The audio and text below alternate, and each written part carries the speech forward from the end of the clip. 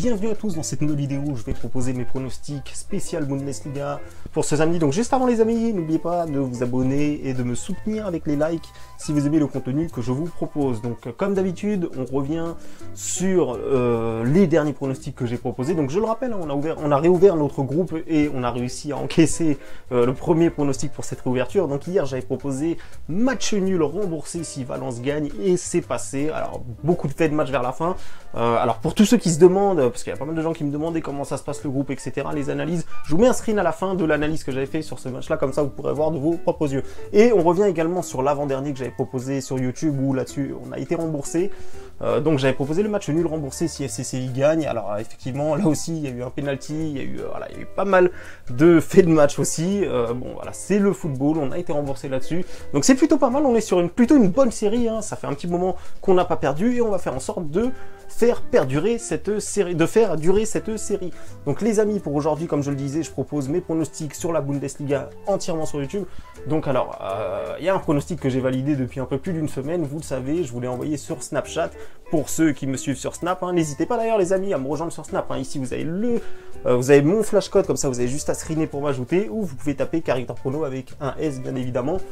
Pour voilà, suivre toute l'actualité, suivre tous les conseils, dès qu'il y a un joueur absent d'une équipe ou de l'autre, un coach qui se fait virer, tout ça, je le mets directement sur ma story pour que ça vous aide pour vos paris sportifs. Donc on revient sur les deux pronostics. Alors je vais faire en sorte de ne pas faire trop long, parce que j'ai quand même deux pronostics à vous proposer pour ce samedi. Donc on va commencer par le premier, je vais essayer de faire rapide, alors ça va pas être des analyses aussi détaillées que d'habitude. Donc on a Paderborn contre le Werder. Alors que dire de ces deux équipes? Alors c'est vraiment les deux plus mauvaises équipes si on se fie au classement, hein, parce que c'est le dernier contre l'avant-dernier. Mais attention, Paderborn, ils sont foutus, on peut le voir.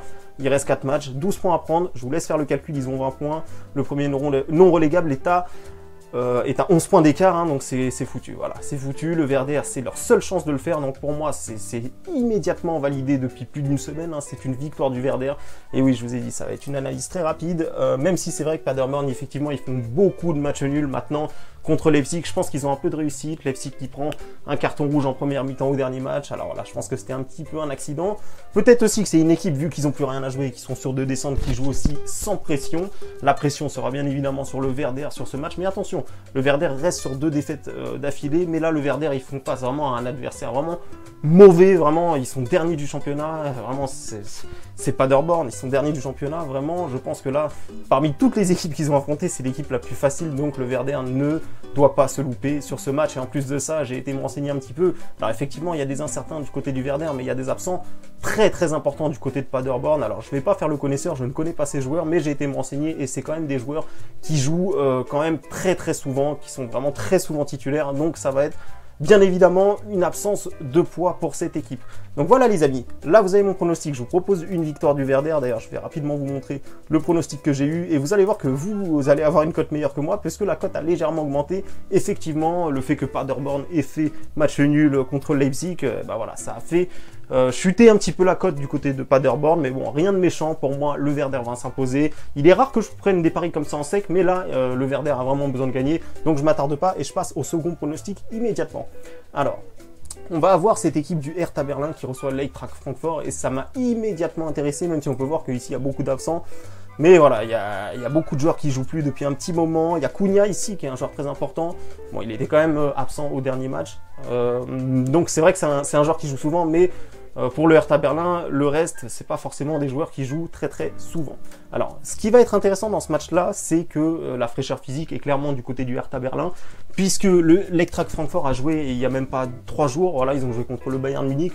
Puis ils ont eu un déplacement parce que c'était à l'extérieur. Là, le fait que voilà, ils ont que quelques jours de récupération, alors que le Hertha Berlin a quasiment eu une semaine, hein, puisqu'ils ont joué, voilà, ils ont joué le 6.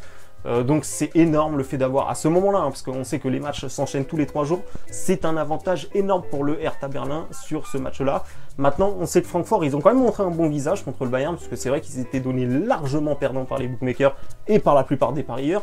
Donc c'est vrai qu'ils perdent 2-1 là-bas, voilà, beaucoup de gens s'attendaient à un score beaucoup plus lourd, donc en plus une belle réaction, hein, de Francfort qui est revenu au score, qui est revenu à un partout. Donc voilà, donc on va aller un petit peu se renseigner également voilà, sur les dernières confrontations. On peut voir que le Hertha Berlin, sur les 5 derniers matchs, ils n'ont pas perdu. Donc moi, clairement, je vais partir sur un match nul là-dessus, rembourser si Hertha Berlin gagne. Même si c'est vrai que l'avantage est plutôt du côté du Hertha, mais je préfère courir avec les deux résultats. Francfort, ils ont quand même montré un beau visage. Ça serait pas impossible qu'il y ait match nul. Et surtout, vu la cote proposée, voilà, on a une cote à 3,80. C'est clairement très très intéressant. Donc je vous propose le pronostic ici, match nul remboursé s'il y a la victoire du Hertha Berlin.